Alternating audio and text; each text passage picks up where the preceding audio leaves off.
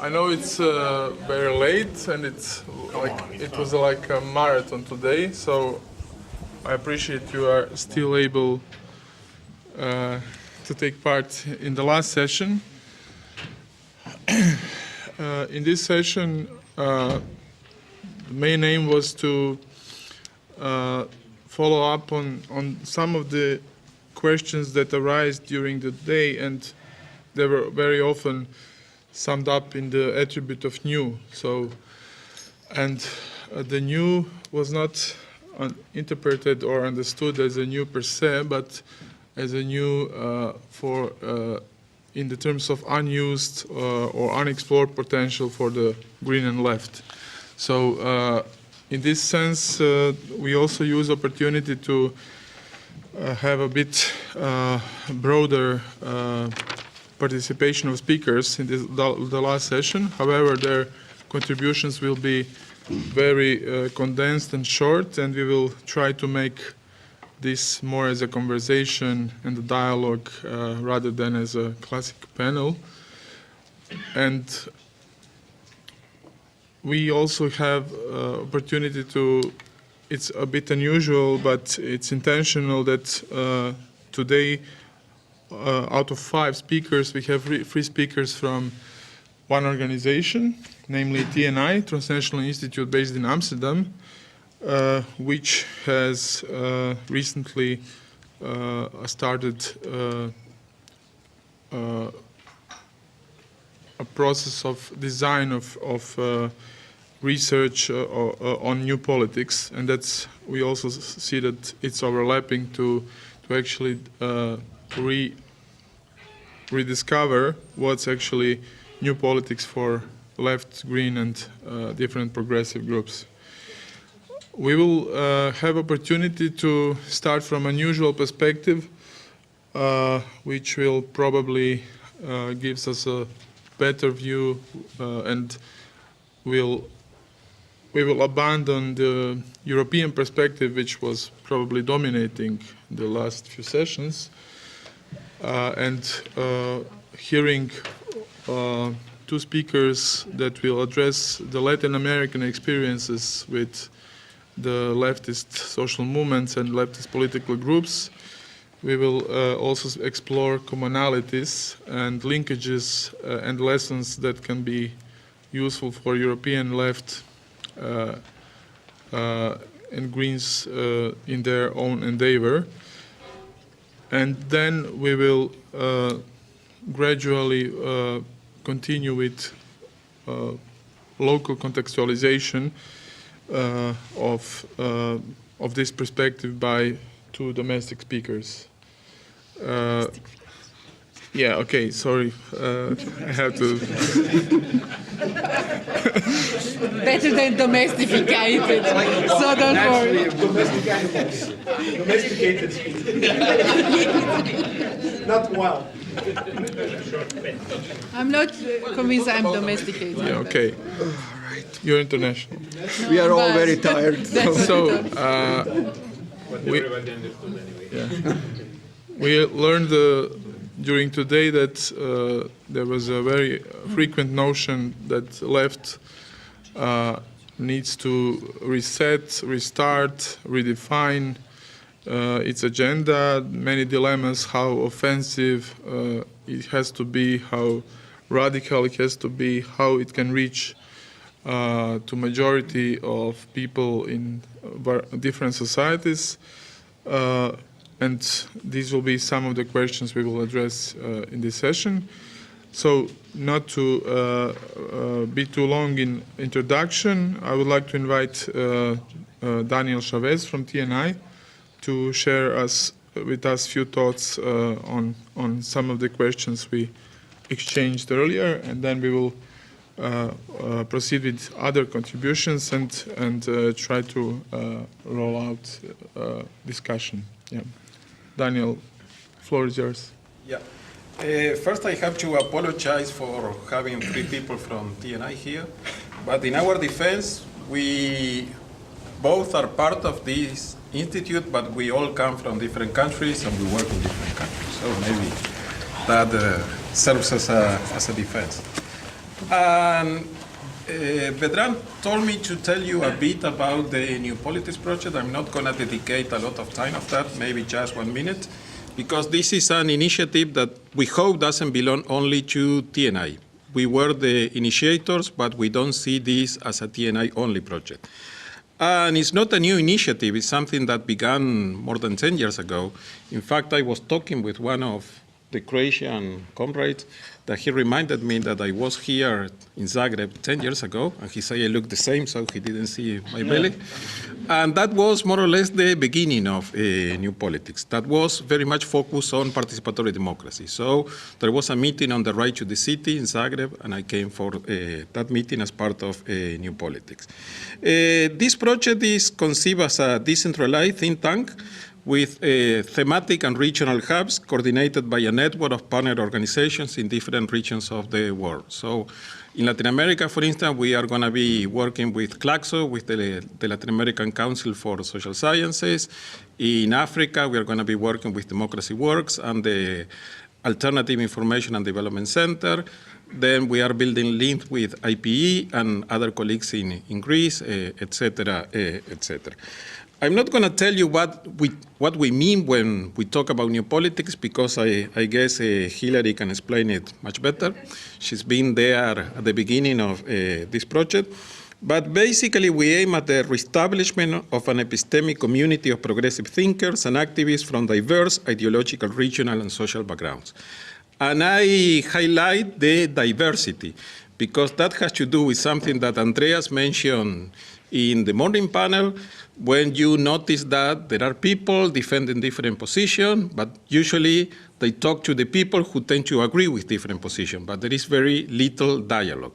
And we see as a problem that now there is a resurgence of sectarian politics, that the left is very much polarized, and there are something like sects that don't talk to each other. And we see it in every region. For instance, in Latin America, we have a very strong division between the autonomistas and the so-called neo-developmentalists, and I'm sure you will find similar situations in other parts of the world. So we had a seminar in Amsterdam 2 weeks ago. Some people from Croatia and from Greece, some people that are here participated in that seminar. We hope to develop some kind of joint research agenda for the coming 5 years. So I guess all of you who are interested in this project can become part of this initiative. The second thing that Vedran told me to talk a bit was about the lessons that could come from Latin America for the European Green Left. And he asked me this because I come from Latin America, but I work in Europe, and I even became a citizen of a European country. So I tend to have one foot in each part of the Atlantic. I'm not going to talk about lessons because that may sound a bit arrogant, but maybe some issues that we might consider for our discussions here in Europe. And I guess some of you might be thinking, why should be looking at Latin America? Well, there are many reasons. First, we have to consider that the European left today face problems to which the Latin Americans have to respond before, such as austerity and structural adjustment policies. Everything you see today in Greece, in Portugal, in Spain, we saw it, we suffered it before in Latin America. Also, the European progressive governments of today, like Syriza or maybe Podemos in the future, are coping with pressures and challenges very similar to those experienced by recent Latin American left governments in several countries. And also in some areas, the distinction between the North and the South are becoming blurry. For instance, now there is a global North in the South. If you go to any Latin American capital, you will see clearly the face of the global North, and you also have the South here in your European cities. And also when we look at economic and social indicators, we see some kind of convergence because Europe is getting poorer and some Latin American countries, because of the commodities boom, have improved their GDP. So for instance, when you compare my country, Uruguay, with Croatia, you see that the GDP today is almost identical, GDP per capita, almost identical, and also the level of human development is almost identical also. So there are a lot of similarities. But there are many strong differences. And please don't take this wrong, but it's much more difficult to be a social or a political activist in Latin America than it is in Europe. And I guess Lyda can tell something more about that. We are really touched by the death, by the assassination of one of our colleagues in Honduras a week ago, 2 days ago. And also that's something personal because for some of you here in Croatia, you met her, so I guess you are feeling that loss as we feel it in Latin America. And talking about the Latin American left, and please cut me whenever you feel that I need to cut. There's a lot of debate today about the so-called end of a cycle. There are a lot of articles that appear almost every day in Latin American journals.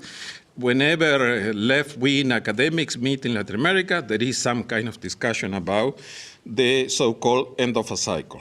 But there is no agreement, however, on the meaning, scope, and legacy of the cycle that seems to be ending. There is even disagreement about how to call the cycle that is supposed to be ending. Some people refer to it as progressive cycle. Some people refer to it as left government cycle. Others post-neoliberal, and others see it as anti-neoliberal cycle. And each one of these concepts refer to many different things. Some of us in the left do not feel happy with the term progressive, for instance. And also when we analyze the relation of this government with neoliberalism, we don't really see it in many cases as anti-neoliberalism because we tend to see more continuities than a break. But whatever we call it, there are clear signs of deep political changes across the region. Most of the left or progressive parties or movements that have been in government for a decade or two in several countries are losing election. And I guess you have been following that in the news, including some news from Brazil from yesterday. Yeah. In summary, right-wing and conservative forces are rapidly advancing, either by limiting the electoral mandate of current left president, as it has happened with Correa in Ecuador or Evo Morales just a week ago in Bolivia, by regaining control of parliament, as it has happened recently in Venezuela, or even regaining control of national governments, as it has happened in Argentina, where the right-wing government, clearly right-wing government now is back in national office. And as it might happen in the near future with the case of Brazil. And when we talk about the end of a cycle, we also need to make some balance of the left in government. And we see that there's also a lot of debate about that balance, and not everybody agree. Most people tend to recognize that there has been some progress in terms of social justice, equity, equality, and deepening democracy. But when we look at the concentration of economic power, it is clear that transformation has been much more limited. On the other hand, there is some kind of consensus about some of the causes of current political changes. During the time of the left in government, extractivism has increased, and the insertion of the region in global trade and investment change has deepened. Because the left or progressive governments benefited a lot from the cycle of high prices for raw material, for commodities, that being oil in the case of Venezuela or Ecuador, for instance, minerals in other countries, or soy, as it has happened in my country, or Argentina. And the prices of all these commodities has fallen. That means that in many of these countries, or all in these countries, the economy is in crisis, and there are very few resources for social policies and public services now. We also see that the Latin American left had been historically anti-imperialist, focusing on the US for obvious reasons. But in recent years, the Latin American left and the left-wing government has been building close relations with two global hegemons that are not necessarily less evil than the United States, China and the European Union. But many of the people in government in the left, they don't perceive China or the European Union as something to be concerned about, or imperialist power. We also see that the most successful social policies implemented by left governments had contributed to reduce or control social protests, but dissatisfaction is rapidly expanding, as we can see today in Venezuela or Brazil, in the context of very acute economic and social crisis. So, to be finalizing, what do we mean when we talk about the Latin American left today? In terms of more theoretical or ideological discussion, the left is today highly polarized between two poles, the autonomista left on the one hand, and the so-called neo-developmentalist or statist left on the other. The autonomista left is very critical of left-wing government. It focuses its criticism on the impacts of extractivism. I'm not going to enter to explain what we mean by extractivism. Lyda can explain it better. And it is very much rooted in social organizations, such as indigenous organizations or communities affected by mining or energy projects, and not in left parties. The autonomista political project focuses on rebuilding social organizations and social movements away from current left parties and governments. And in some countries, you see a very strong autonomista left, and at the same time, a very strong neo-developmentalist left, as it has happened in Bolivia, for instance. But there are two totally different currents of the left with very few, if any, connection between them. The neo-developmentalist pole is mostly represented by people in government, including some high-level thinkers, such as Álvaro García Linera, the vice president of Bolivia, or related to left parties, such as Emir Sader, for instance, in Brazil. They tend to justify the current trends toward extractivism as the only way to generate resources for left social and economic policies, channeling the rents generated by the export of agribusiness or mineral products into finance for social and productive activities.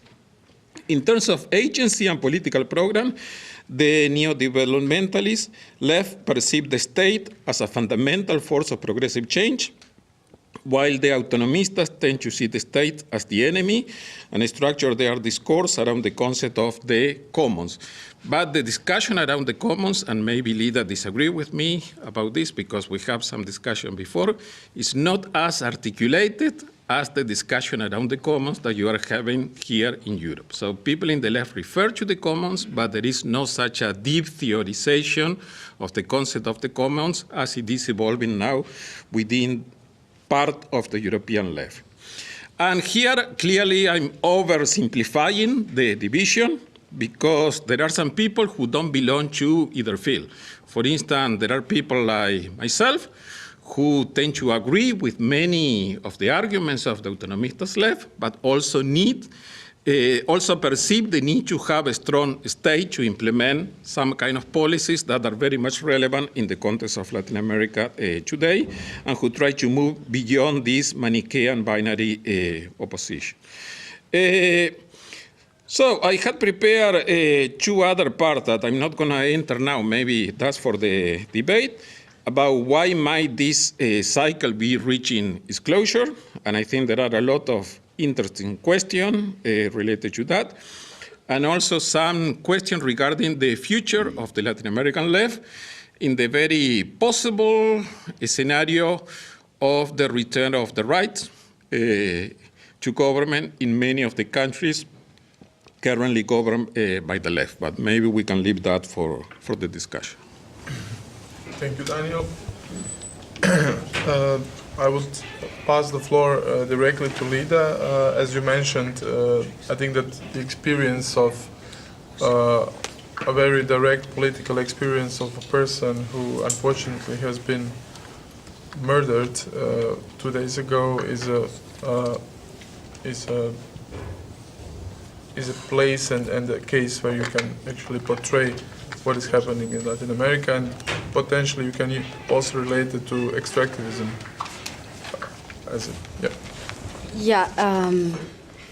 I usually don't use a story to tell something, but I think today is important to honor Berta. Berta Cáceres, she was from Honduras, She was an indigenous woman leader, and she won the Goldman Prize in 2015. Goldman Prize, most of you should know, it's known as the Nobel Environmental Prize. That's how people know that. And she won that prize last year. Many people thought that it was a way to protect her because she was threatened, but it wasn't. So she was murdered on Thursday. And I think it's just an emblematic case that shows how the situation is in Latin America, in Honduras, but also in El Salvador, in Guatemala, in Colombia, in Brazil, and probably it can apply for other countries in the South. Berta was one of the main figures who opposed to the coup d'etat in 2009, when the liberal president was he had a coup, he experienced a coup, and then supposedly now Honduras is in a democracy. Yeah, after the Senate brought another president, apparently now Honduras is in a democracy, but that's not the case, and we can see that with Berta's assassination. When I met her personally, she was opposing the free trade agreement or the economic partnership agreement between the European Union and Central America. And she was opposing because she saw, and that was part of our campaign and a bigger work, how the free trade agreements create an architecture of impunity that opens the space for foreign capital, in this case European capital, to come, to invest, and also to increase exports both from goods and services. She was opposing a project, a dam, in the region where she was from, and the dam had European investments. It had a German company, Siemens, and another German company, Voith, and it had capital from the Dutch Development Bank, and also from the Central American Bank and a Chinese corporation. So it's a way of seeing how things are related. She was opposing to the dam because it implied for her community, for her people to be displaced. The territory was destroyed. She was defending their rights as indigenous community in that region. And they were saying how when this dam is installed, they have to leave, and the water sources will be contaminated, polluted. So what we see in this case is that the social and environmental conflicts come together. We don't see green and left or as a different thing. It's social and environmental conflicts come together, and this is an example of that, a cruel example, of course. And so she was also defending the commons, maybe not as it is mentioned here, but we say bienes comunes, the territory for her community. She was also very strong woman defending women's rights. She said, women, we experience the repression and the extraction in a deeper way.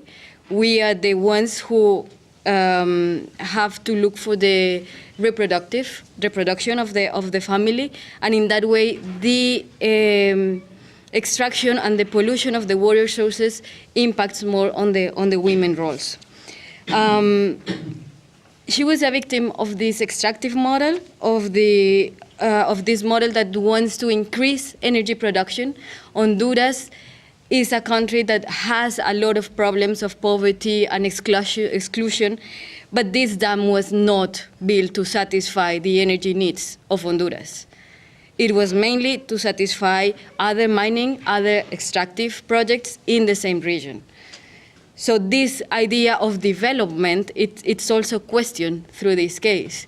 Development doesn't exist as such. It doesn't imply to improve life conditions.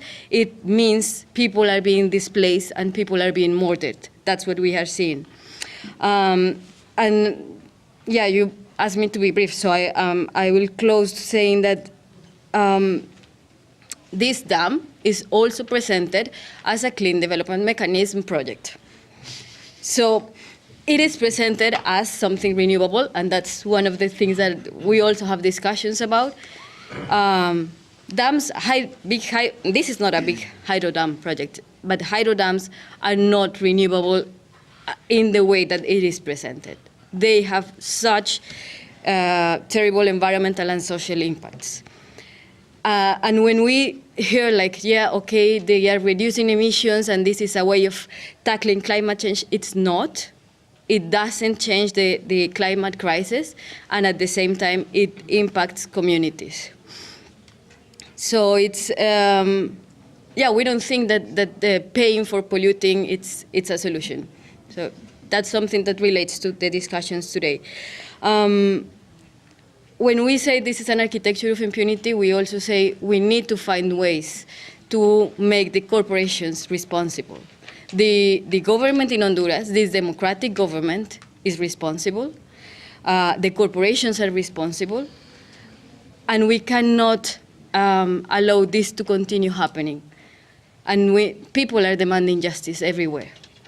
So this impunity needs to be ended, and there are initiatives to bring a binding treaty for transnational corporations at UN level, and this is just one more example on how important and how needed it is a space for bringing justice. And to end with a kind of positive note after this terrible story, we all are sad. We all are feeling outraged, you say, and like we don't know how to react, but also what we are seeing is solidarity.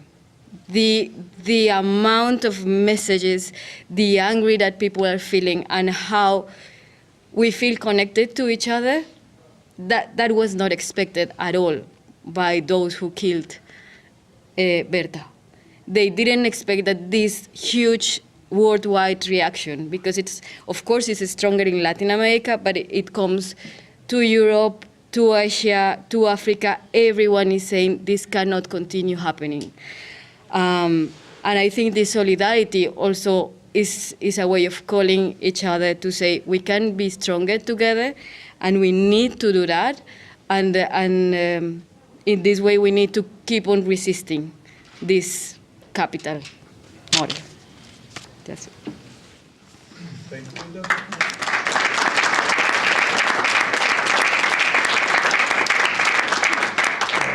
Hilary Wainwright is coming also from TNI, but she's also well known as a Red Pepper editor, and person known in activist circles for a number of decades, and also very good person to bridge this experience between Latin America and Europe, as she was involved on both sides, also researching and being present and active both in Latin America and in Europe. So since we will also come back with these experiences to Europe, maybe your contribution now would be very valuable, that you address some of your thoughts, how actually you imagine new politics to be transformative for the left and Greens. So to which extent you see, and where do you see which approach and which strategy do you see as one delivering a transformative effect for the design of the new politics agenda? Okay, Vedran. Well, I've heard that you're a very sort of demanding taskmaster. So, but I wanted to say that I know Vedran's got this reputation for being Calvinist and hard-working, but actually I have to say it's been a real pleasure to be here. And I think pleasure is part of the new politics, because it underpins solidarity and sort of the creation of new relationships. You know, we're fighting, as Lyda has explained, a very cruel system. We know that, and part of our alternative has to prefigure relations that are genuinely pleasurable and fulfilling. And I feel already just being here half a day, although I'm very tired because I had to get up at 5 because I was so worried about missing the plane. I feel I'm very much part of a group with real solidarity between each other. So I think one thing I'd like to start by saying, and maybe it's a methodology of New Politics, or at least it certainly was when we began, is that often practice sort of goes before theory. I mean, it innovates and before theory, and therefore it's really important that we have moments of sort of reflection and also moments of investigation to understand the insights and innovations of practice. Because in a way, while it goes before theory, it can't advance without theory. I mean, you can't keep telling stories. You have to have some concepts, some ideas that enable what's been discovered through practice. Because in a way, practice, it's a bit like a sort of laboratory in science. I mean, by acting, people reveal the power structures. That's what's happening all the time in struggle. By resisting, you don't only sometimes gain things, not always, but sometimes, but also you reveal the new problems. And also you also gain a sense of your own strengths and weaknesses. So practice is a kind of laboratory, but therefore we need to build institutions. And I think both the Institut, IPI, and TNI are such institutions that are kind of spaces of reflection on practice. And so a very, very important part of our work is sort of researching that practice with those involved. So I haven't really been, I wouldn't say I'd been involved in Latin America, but I've been more trying to talk to people, engage and discuss what they're doing and investigate. And as Danielle says, you can't talk about learning lessons, it sounds so arrogant, but even just documenting and sort of drawing out the insights implicit in practice. So I just thought I'd just maybe quickly list the practices that have been important to me, and then maybe one or two concepts, but you must just say, shut up, when it's too long. Because, as you say, I'm very old, so I've got a lot of different experiences. So for me, very important practices that led to innovations in theory is the women's liberation movement, and probably a lot of other women were involved in it, so I'm not sort of saying anything new, but the women's movement in the 70s. Also the sort of radical trade union movement in the 70s and 80s, and including its relationship to radicals in government. And I was involved also in the government of London, and we tried to govern in a different way, to open up the state, to redistribute resources, not in terms of just welfare, but in terms of sharing power. And in a way, that experience then led me to be interested in other experiences of new relations between movements and political power. So I got very enthusiastic about the PT in Brazil. I tend to get very enthusiastic about new developments, but I find it's a bad sign because any party that I've been enthusiastic about ends up in a pretty bad state. So anyway, that was the PT, and I did spend a lot of time both being excited about participatory budgeting and so on, and then going to find out what happened when the PT got into government, what happened to all these dreams. But I'll come on to that later or in discussion. And then I suppose the same motivation led me to be interested in Syriza and the experiences in Italy as well, and Norway, and other attempts to combine political power with an engagement in social movements, many of the experiences of which were very problematic. So out of these uneven experiences, some positive, some very problematic, I suppose two concepts strike me as important. One is to do with understanding power, rethinking power. I mean, as Vedran says, we're at a moment where, to me, I think the left has to rethink itself in a very, very radical way. So that's why we're doing a new phase of new politics. So I think we need to rethink power in ways that overcome the sort of dichotomy that the autonomists versus the statists have set up. And I found useful there the distinction between two different kinds of power. Power as domination, which is sort of reflected in the effort to get into government, to hold the institutions of the state, to be in a position of domination. And then on the other hand, power as transformative capacity. And that's what I suppose I discovered through the women's movement, that we didn't go to the state, we didn't demand that the state liberate us. We needed immediately to change our lives. So we worked with each other, on the one hand, to refuse the existing relations of male domination, but also to create alternatives, collaborative kinds of childcare, new relationships with men, new relationships between women, and created in our daily lives a new transformed reality, but one that was always precarious and vulnerable and needed some kind of political public support, needed, childcare, needed public resources, or we had a right to public resources. Centres for women who'd suffered from violence needed resources. So that led me to think very much in terms of power as domination, not like a necessary alternative to power's transformative capacity, but potentially a resource. But that required a different kind of state and a different kind of party.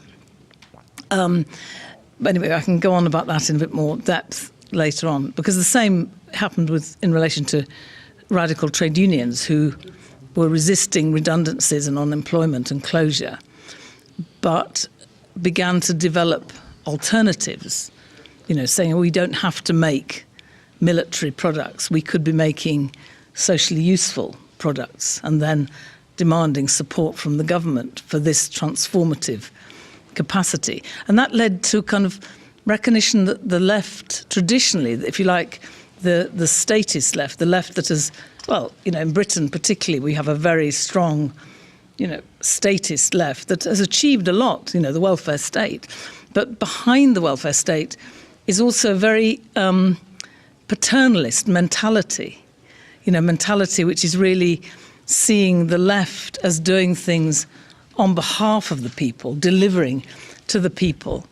And I think the sort of social movements were really saying, yes, we need the redistribution that has been involved in the welfare state, but actually we don't want to just be the recipients of benefits of welfare, of public services.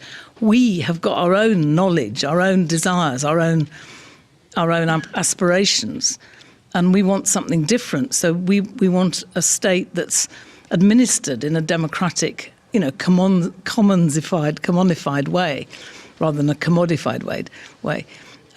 So that led to a kind of whole impetus towards democratizing the state.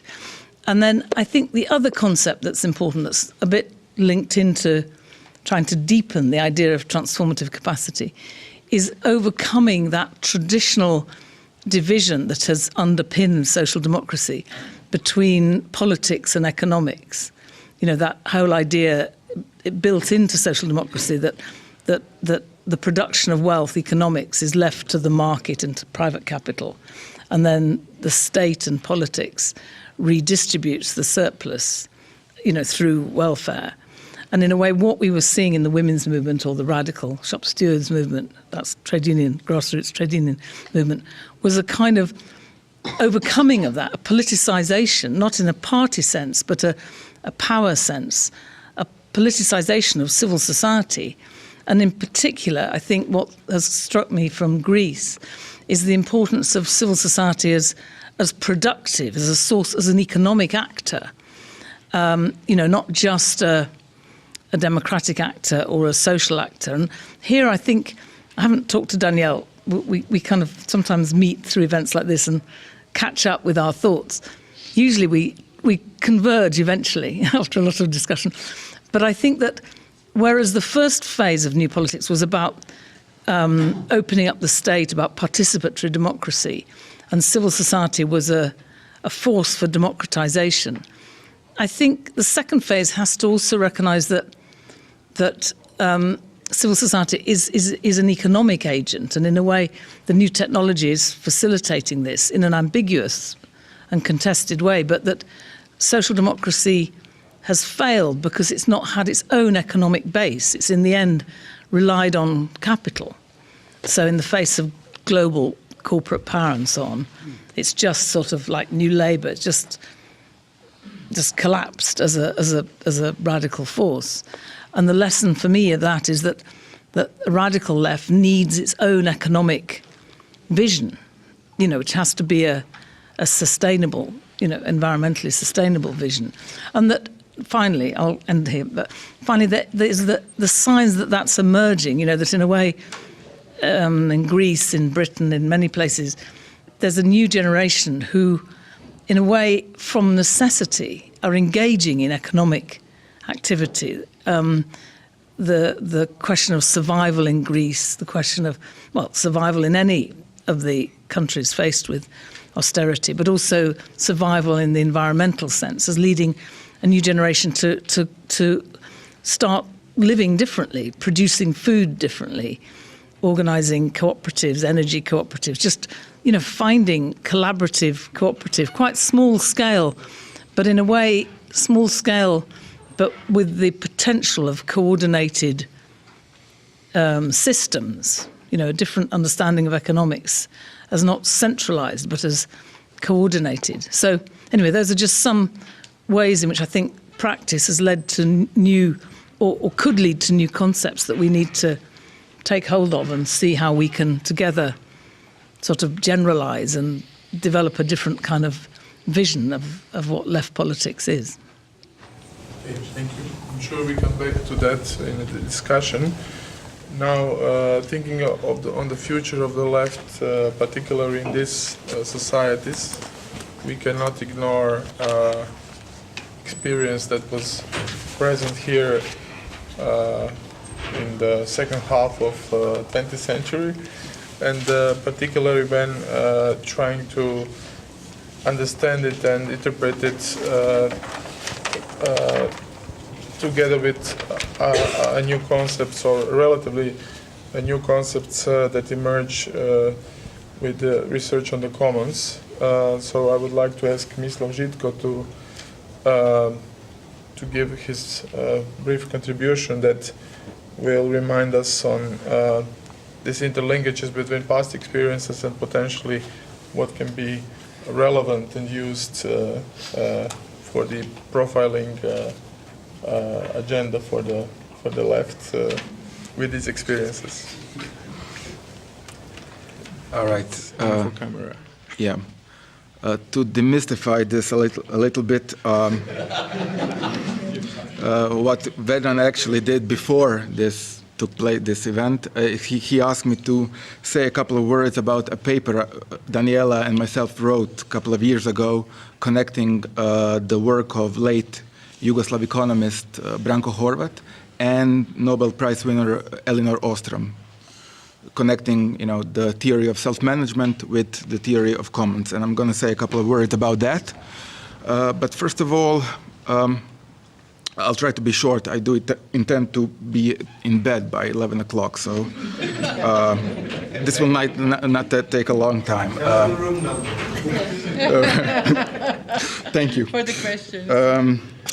The way that I understand these events is, events like these, is that what we are actually doing here is, and I'm going to link up with what Hilary just said, we are trying to create an epistemic community, right? So we are trying to develop new ideas and concepts, bringing left and green together, okay? And when we think historically about a model for successful development of epistemic community, one can think, I at least do, one can think about neoliberalism or the neoliberal think collective, because they are obviously in opposition to everything we stand for, but we have to understand, first of all, that these people are not stupid, at least not all of them, And they actually, when you think about it in historical terms, they did manage to move on from the margins of intellectual and political field back in the 1930s when Keynesianism was orthodoxy to the very core of academic, political, and social life. In fact, their vocabulary has colonized public discourse, and this is the problem. So it is important to take this particular sequence in intellectual history. It is important in another step to face the challenge that neoliberalism presents, and that means that we have to tackle their arguments head on, and we also have to develop a positive program for the green left, okay? Because the key ingredient in success of neoliberalism was development of their own positive program, right? They did obviously criticize the socialists back in the 1920s, 1930s, and they also criticized the old laissez-faire liberals, but they did some epistemic mutation in their own right, and they developed new concepts, new discourse that is now so powerful, and that is actually a frame of reference for everything that we talk about in economics and politics. And in that sense, I think that this connection between Ostrom and Horvat is important, because of course I think that this is generally known. Elinor Ostrom was actually awarded Nobel Prize for economics, the only woman ever to receive this prize for actually talking about and developing the principles of sustainable governance.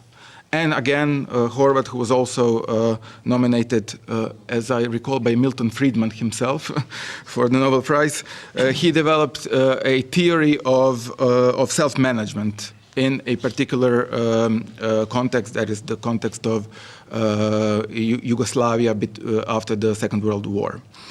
So here we are not at the level of practice, or not entirely wedded to the level of political practice, but we are now speaking at the level of developing new theoretical tools for assessing reality.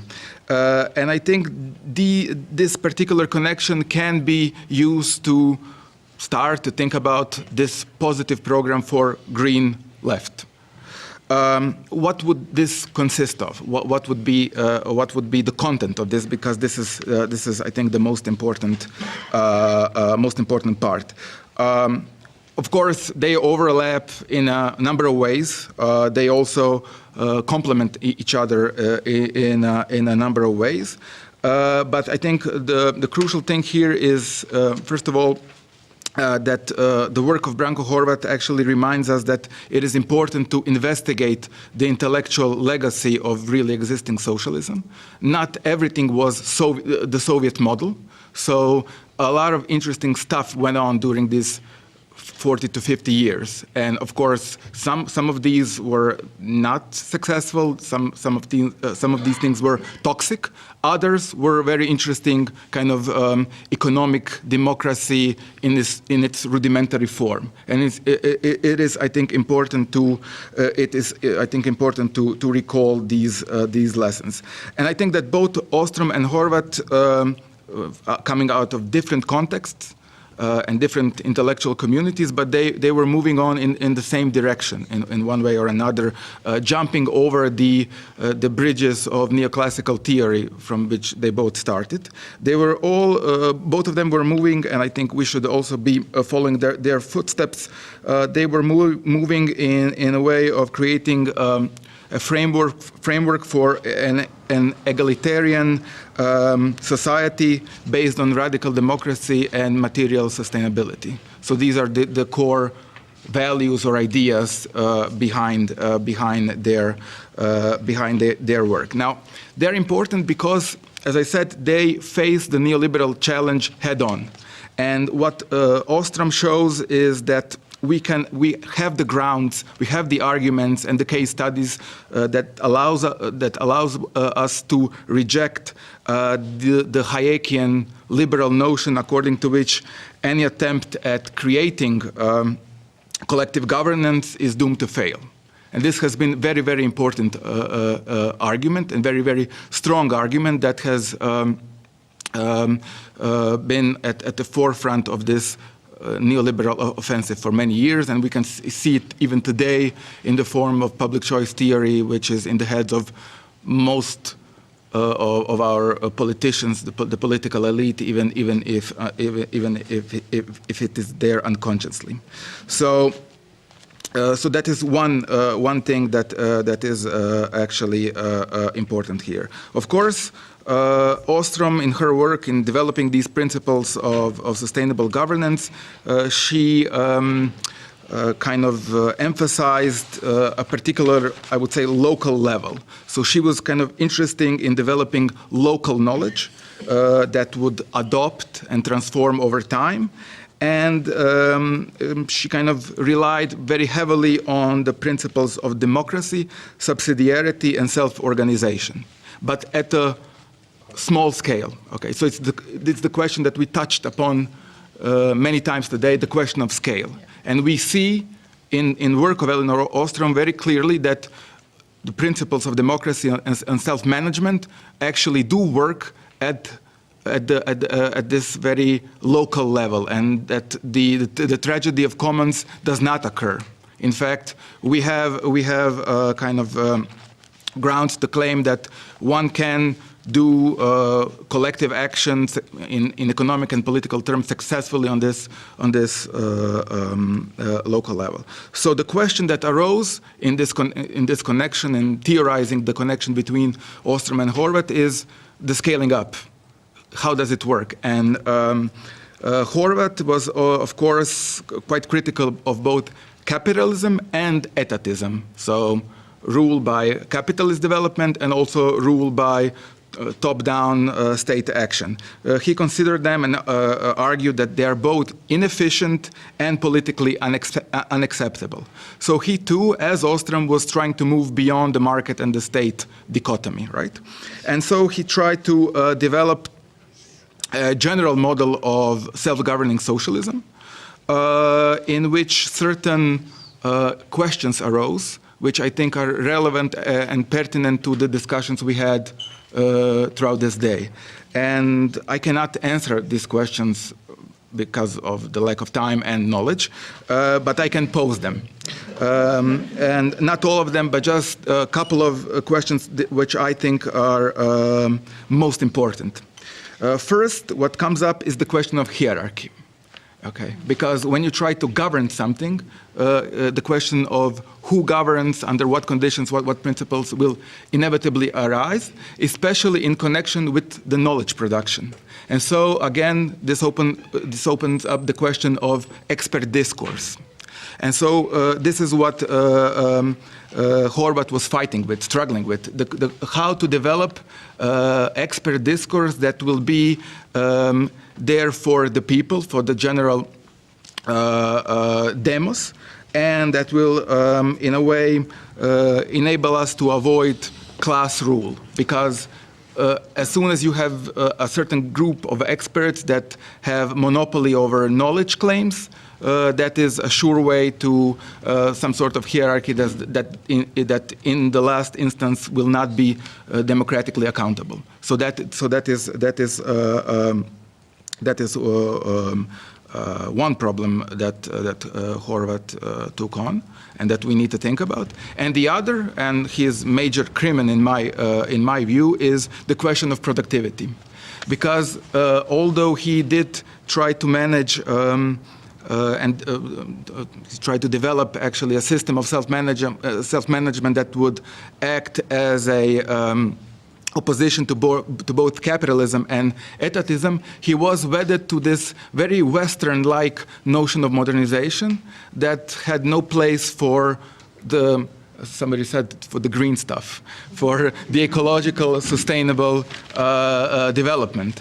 And I think that, this is exactly the point where Ostrom comes in. And in her work, we can see certain elements, that is the theory of commons, that are kind of a pathway that can show us, or at least give us the frame for discussion about joining or bridging this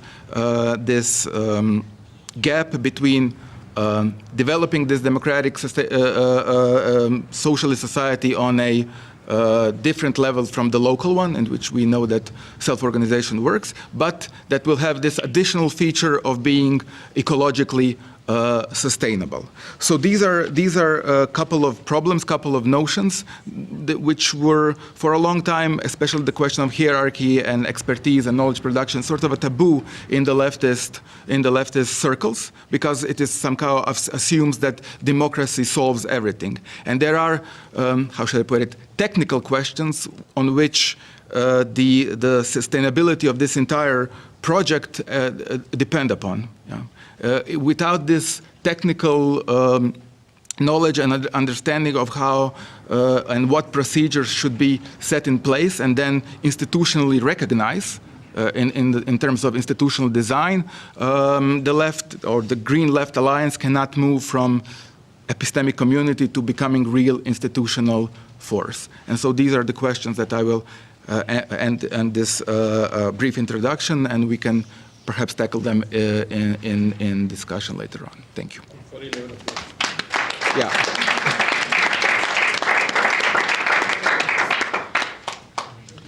Thank you, Mislav. And when can we get today? It is. We wrote it a couple of years ago, but due to the expediency of peer review, it is actually in the current issue of the Radical Political Economics, the review of Radical Political Economics.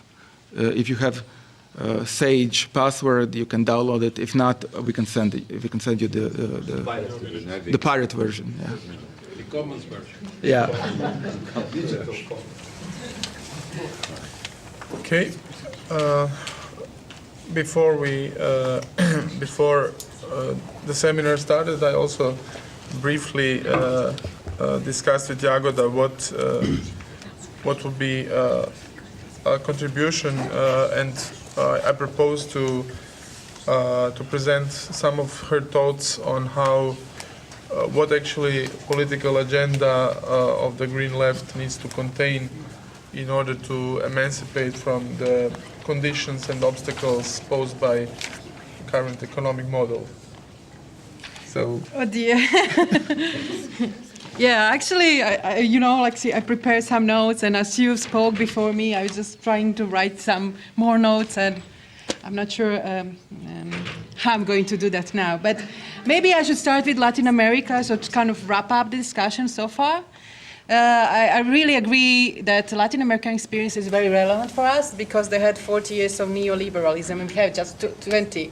So that's why very often I say to my Latin American comrades when we argue, like where we are in Europe in some political thinking and where they are, I say like, look, we are 20 years behind. So, we will get there. So we have lots to learn from there. And I think the discussion, what's happening on that continent in particular about extractivism and impact of, so you have a left government, but then it's hyped the same model. And actually, the Central American example of building dams, we have the same situation in Balkans because there's lots of all Balkans is planned with big dams on all rivers for export of energy. So it's not for the consumption of or the needs of the people in the region, it's for export, in our case to Europe, and in their case to United States. So this is really some similarity. And in terms of trade agreement, definitely we can learn a lot. So maybe we didn't show enough solidarity as Europeans when they were fighting the trade agreements, even when the trade agreements were with European countries or European Union. I think we need to more solidarity, more connection of our movements on all levels. Yeah, I'll speed up, okay. Okay, in terms of this the extractivism, so when we look in the past, and both capitalism and state capitalism or socialism, whatever we had before in this region, they're actually relying on the same model of development and modernity, where you actually exploit nature. So the question is, you exploit the nature, and that was, of course, assumed as as normal. And when we talk about another model, I disagree with the argument this morning that we are not looking for any new economic model. Yes, we are looking for very new economic model, because we need model that is going to make a divorce with separation with exploitation of nature, at least to that extent that we have now, and have to bring it under sustainability on global level. So this has never been done before. And we have examples here and there, and this scale really is important, because, you know, like we have examples local level, and many examples in many different parts. We have some examples, maybe some attempts of examples on national levels, but we don't have actually a solution even on national level, and not to speak on global level, which we can see the reality of global commons, which is our common atmosphere, with climate change as maybe the most obvious example. So there's huge challenge ahead of us. And then is this question of transition, right? So like what has to be first? Are we going now to, let's say, if we tackle climate change as the most important issue, let's say that it is one, that we agree. Are we going to shift now urgently, forget about poverty, forget about workers' rights, how we are going to? So there are many questions about that.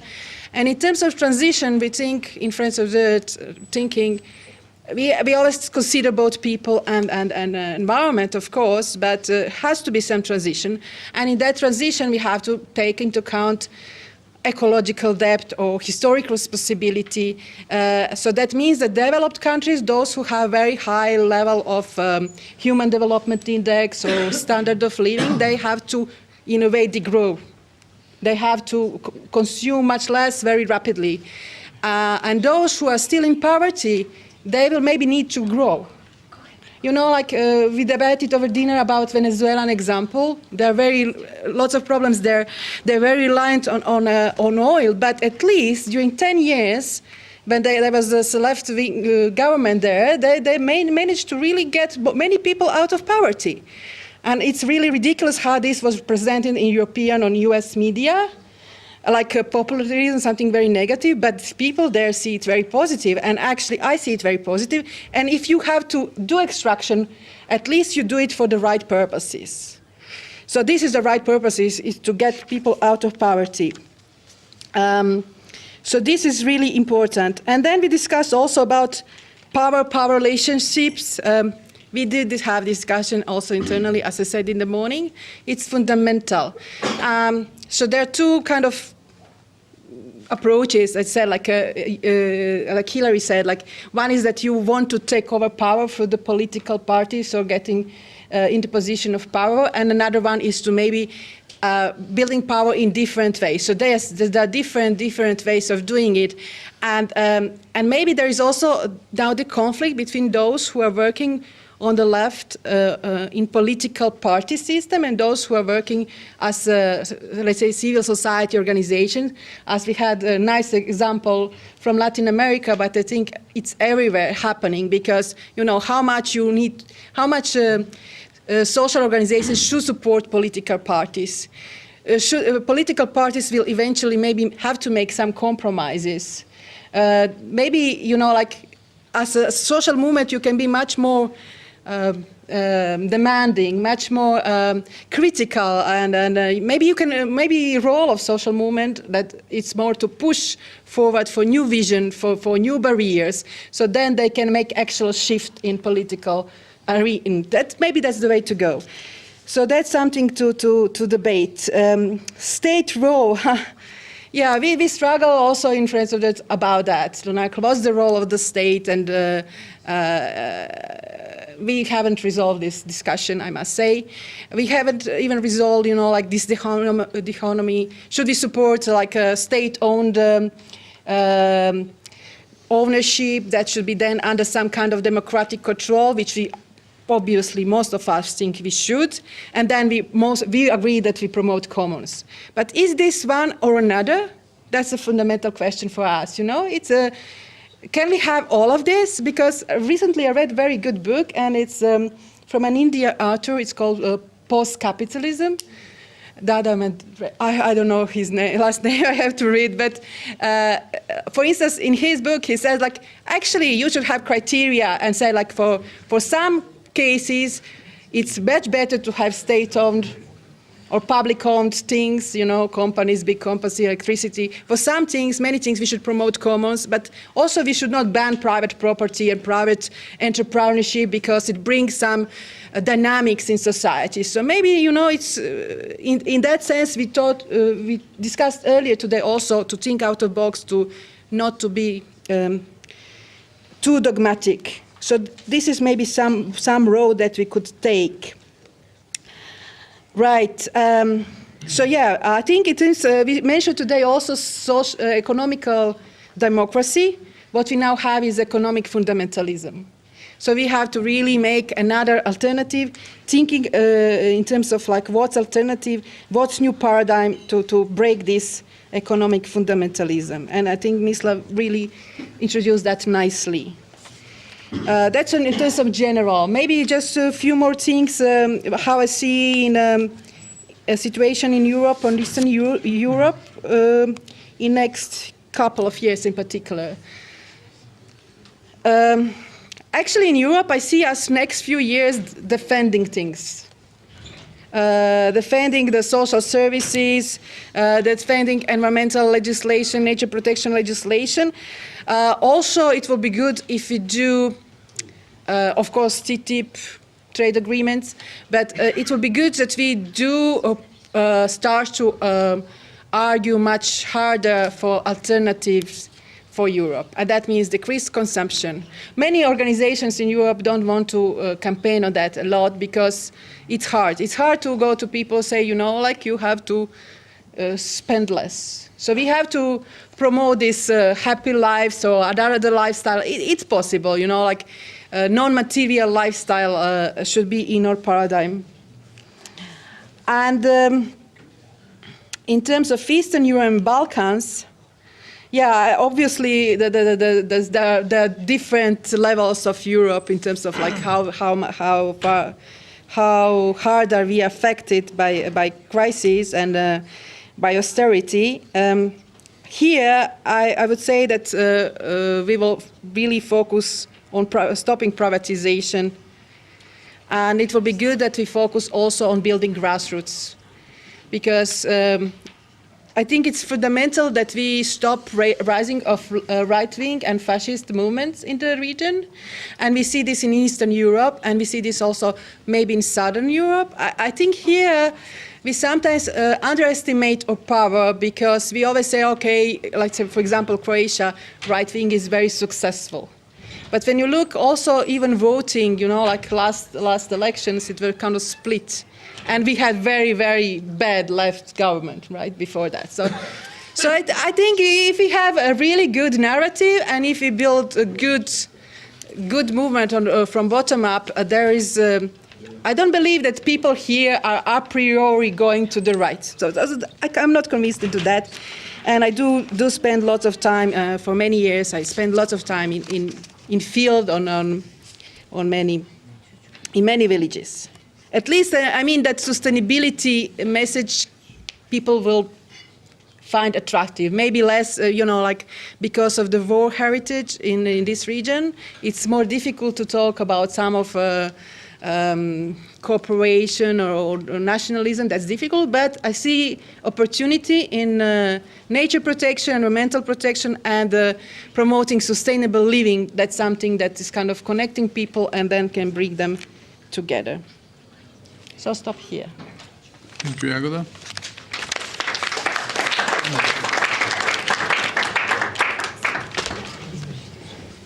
So, in the last half an hour, a bit more, we had the opportunity to gain overview of some of the ideas and concepts that emerge on the landscape when thinking about the new politics agenda. They have been to some extent overlapping, but mainly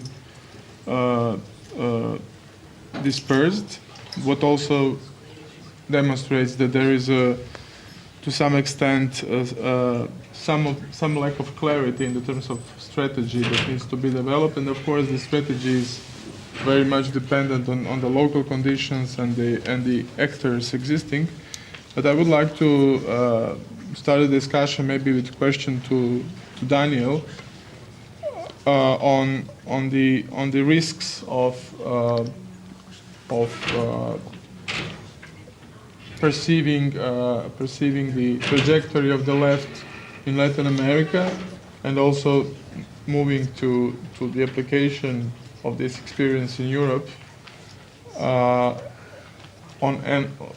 the notion of end of the cycle that somehow in some ways very much resonates with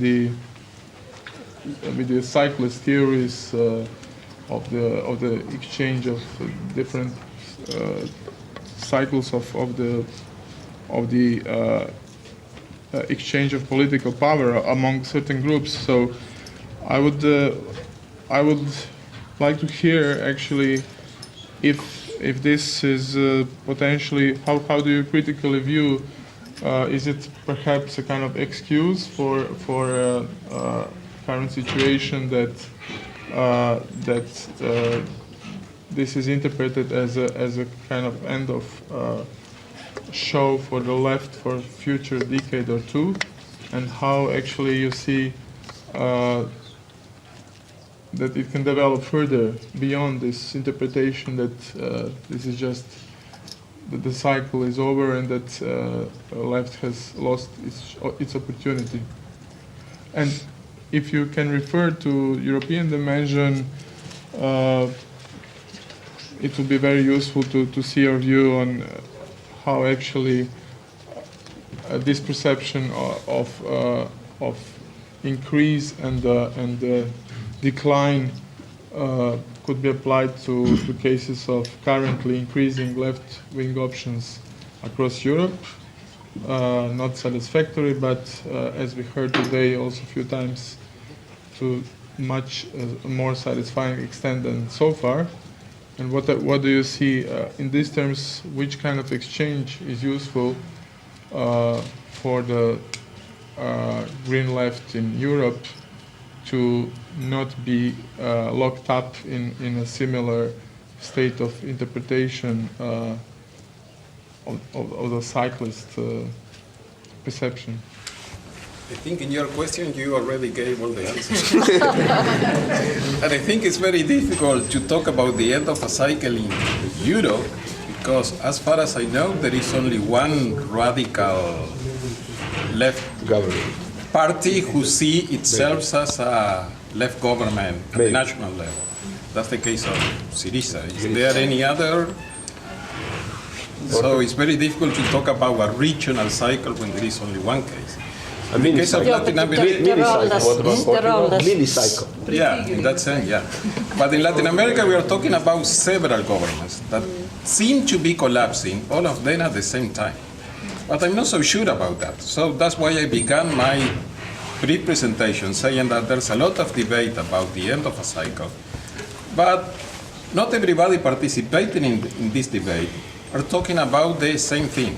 Even the way they conceptualize the end of the cycle, even the expression, the words they use, already says a lot about the differences. The people who talk about the end of the post-neoliberal cycle, they tend to focus on all the positive legacy of left government. That's the case of Emir Sader. I guess many of you read him because he publishes, or he's translated usually into English. People who talk about the populist cycle, those tend to belong to the right, and they tend to criticize everything. People who, like Mabel Twites-Ray from Argentina, she said, no, we cannot talk about a progressive cycle, a left cycle, even a post-neoliberal cycle. We need to talk about a cycle of contestation to neoliberalism that have different expression in different countries. And I tend to agree with her, because when we look at the different cases, we see that there are some similarities in the problems that they are facing, but there are a lot of very different internal factors explaining the situation of the left government in each one of those countries, and they are not comparable. In the case of Argentina, for instance, it's very difficult in the first case to characterize the Kirchner government as left. There's a lot of debate within left-wing academics in Latin America about how to define the Kirchner government. But people who talk about the end of a cycle, they refer to the election of Mauricio Macri as a clear sign of the end of this cycle. But in the case of Argentina, there is a previous history of antagonism to Peronism, for instance, that for those of you who are not Latin American, I would need 1 hour to explain what Peronism is. So that's too much. And in the case of Argentina, you either love Nestor and Cristina or you hate it. So it's not a left-right divide. It's much more complex than that. And doesn't always have to do with reason. In some cases, it has to do with feelings. In the case of Brazil, it has to do with the internal changes of the party, and Hilary has done a lot of interesting work about that. Today, the Workers' Party is a radically different party than the PT that we knew 20 years ago. Internally, the PT has become a party of bureaucrats, not a party of activists, people who are related to the government and they tend to preserve their own interests. Activists, militants are not really in the direction of the party anymore. Those who came from the participatory budgeting arena are no longer active or in relevant position in the party, and so on. In the case of Bolivia and Ecuador, the situation is also different. Here, the crisis of Evo Morales or Correa have to do with the internal contradiction of these two governments. Patrick Bond, I guess some of you know him from South Africa, he wrote a beautiful book about the African National Council with a really nice book that was Talk Left, Walk Right. And that's the case of Evo Morales and Correa. They have a very radical discourse, but when you look at their real policies, it's not really so left. In the case of Correa, for instance, he has signed a free trade agreement with Europe. And many of his radical environmentalist discourse has changed into something else. And in the case of Bolivia, we can talk about something else. And in the case of Venezuela, yeah, we can talk about the decrease of the price of oil and how that has affected the economy, the economic war, and so on.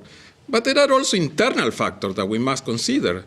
And it's very difficult to talk about this within the left because people have this idealized image of the Bolivarian revolution that in the first place was never a revolution. So I prefer to talk about the Bolivarian process. And there was mismanagement, there was corruption. In the case of every ministry or every state-owned company, Chavez used to change the minister or the chairperson of that company every month, so there was no real policy in the first place. So there is not one single cause that we must consider. So when we try to find comparison with Latin American cases, I think we cannot talk about the region as a whole. We can see some good lessons and bad lessons from each country. And that's what we are trying to do. For instance, in the context of New Politics, there were 2 colleagues from Greece, and they say, yeah, we really need somebody to summarize the lessons from Latin America, but not everything we read so far in many books about the history of each government and the different actors that were engaged in that. We need to know why in each of these countries some things went wrong, in order not to reproduce them in our own countries. Okay, we had 4. So Tomislav, Andreas, Paul, Sergeant. Tomislav, Andreas, Tomislav, Andreas. Mislav has to go to bed.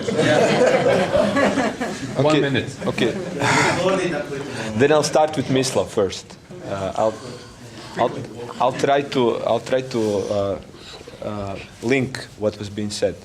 So if I start with commons as a positive narrative of the left, as you said, I mean, it could be a positive narrative because there are some empirical evidence that it works, but also you also mentioned some of the problems. One of the problems is the scale problem, and we don't know In physical resources, we don't know more than 20,000 people commoning the resource. In digital sphere, we don't know more than 100,000 people.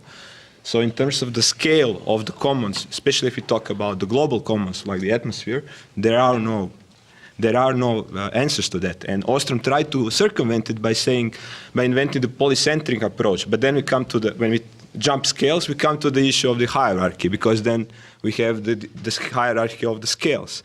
So in that aspect, for me, this is one reason why the commons cannot be the only solution. And there's even a pejorative term called commonism, to say the totalitarianism of the commons. Everything will be in commons, the commons is the only answer. For me, for second reason also, which is universality, and the problem of traditional notions of the community, and the third reason, which is inequality of the resources and the effects. So if you look at the climate change effects, the global distribution of that effects is unequal. When you look at the starting point of the resource, they are also unequal. So without some kind of redistribution mechanism between the communities, how matter we conceive communities, which happens with the state, and which happens also on the international, supranational level, on a global level with the global commons, for me, the state is definitely a part of the answer. And then we come to the question of what's happening in Latin America, where there are many examples of the left governments. And I spoke this week with friends from Bolivia, and I think this case was very elusive for me, because what you said, I mean, first of all, the name of the game is the party politics. The first dilemma is always the same problem of how the leadership of the party gets kind of disconnected with the social base of the party. And this happened in Europe, it happened in Latin America, it's happening with Podemos, it's happening with Syriza. That's the holy grail of the left political party, and party politics is still the name of the game in town. The second problem is, once we enter the power, how the logic of the state, which has its own internal logic, doesn't completely co-opt you and corrupt you. And this happened even in Bolivia. And it happened in Venezuela. And you have activists of social movements being completely inhaled within the state. They have $50 salary, all of a sudden they have $1,000 salary. And they are the leaders of the social movement. And then there is no counter power outside of the state. So the further answer to me is what kind of control mechanisms of the state, in terms of not just representative democracy, we can put to control the party and control the government. And then a part of that can be also democratization of public services, where commons governance can play some role. And then the fourth issue is the counterpower, because the counterpower, as Hilary said, cannot be only political counterpower outside of the state. It has to be also economic counterpower. And so outside the market and the state, or if you want to call it civil society, if you want to call it commons, the social reproduction in a bigger sense of that meaning has to be also outside of the state as a counterpower, political and economic, to the state control, even if it's led by the progressive government. And then we come to the fourth issue, which I think is also crucial, and here I end, is the criticism of the left governments. Because once the progressive forces enter to the government, every criticism in their views is seen to be reactionary. So there is no more space for criticism from the social movements, and it's happening everywhere. In Latin America, it's happening in Spain with Podemos. If you ask the progressive media like El Diario Es, they also had pressures from Podemos not to write critically about Podemos, because it's ours now who are in the government. So this, I think, is... They are not in government yet. Yeah. Okay, so I think this is that kind of, the stop of criticism once ours are in power also has to stop, because it's a road to the autocracy and again a failed left project.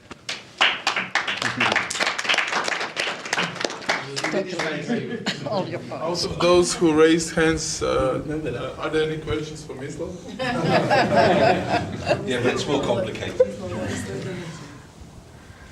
Okay, do you want to answer? No, let's have to collect. Yeah. Okay.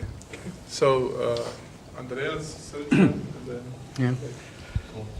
Daniel, when listening to you, it's really a sad story, that so much hope, so much disappointment when looking at the Latin American. There is reason to hope. Yeah. They focus on the criticism, but there's a lot good to say. Yeah. But I think and I think it's I think it's important to really look at the mistakes the left has committed. Yeah? But I think there is a second point which is very important to look at, and that's the radicalization of the right. And I think that what we perceived over the last years, and that's also a lesson to be taken for Europe. Yeah? We have been for long, at least in Western Europe, with this idea that people play according to the rules of the game. Yeah? So it's and the game in town is democracy, and there is the one in power and then the other, and there's some type of accepting the others in power. Yeah? And over the last years in Latin America, there's very clearly the idea that the right stopped with this idea of playing to the rules of the game. I think there's a very clear radicalization. There have been coups d'etat in different countries, and I think that's a really serious situation. For example, if you look at Spain and or Hungary, there is a very clear attempt of changing the constitution and changing the correlation of power so that it pertains, it sustains for a longer time, that cannot be changed by one government. And I think that's this, we have to see it in a dialectical relationship, and part of this disaster or weakness of the left is also related to the inability to deal with the radicalized right. Okay. Sergio? I don't have a question to anybody. I'm just asking for the floor to justify the costs the organizers will have to pay for my presence here. So, no, it's interesting how what you mentioned about the prominence of the very term of cycles is, as far as my experience goes, completely absent from the debates in this part of the world, although we have a good philosophical and theoretical background for that, from cyclic theories in history to Nietzsche's eternal return of the same, and in these tactical terms, in those small, funny little cycles which don't take more than 10 years or a couple of decades, it's basically just cycles between less restrained free market and more restrained free market, restrained by welfare state, by government regulations, anti-cycle policies, etc. Anti-cycle in terms of suppressing economic cycles and crises. And it has been gone on and on for nobody remembers how long. Now, Andreas, you mentioned these trends in Latin America, which reminded me of something which happened more than half a century ago. In early 60s, our president, Tito, paid a visit to a number of Latin American countries. He's visited Paz and Estensoro, Gular, and I don't remember how many. I still remember news from those times. I was a bit more than 10 years old or so. It was a great success. And then for me, it was really like, as a kid, you don't understand things. Less than 5 years after that, or less than 10 years, I don't remember. All those governments, all those leaders were replaced by right-wing military dictatorships. And then came liberalization and democracy again and so on. And now you are announcing a new cycle of right-wing authoritarian rule and so on.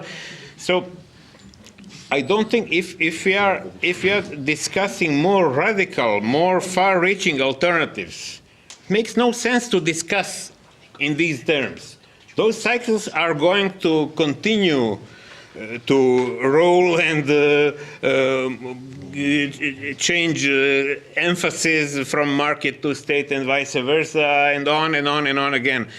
But after many years of participating in green academies and reading about such discussions, nobody has convinced me. I haven't seen anything strong enough to be some kind of sign of a possible future new organization of what it's all about, that's social reproducing of human life, which would somehow go beyond those cycles. Commons are, well, Tomislav already explained, charming, nice, promising, but without any sign of possibility to reach the national level, European level, let alone global. There are some signs. We have to do it. Yes, you have to do it. When Karl Marx invented those huge changes, revolutions, and so on, he had the working class to rely on. We have remnants of working class. We had what's the English word of this mnoštvo, this non-concept, multitude, this non-term of Negri and the other guy, and so on.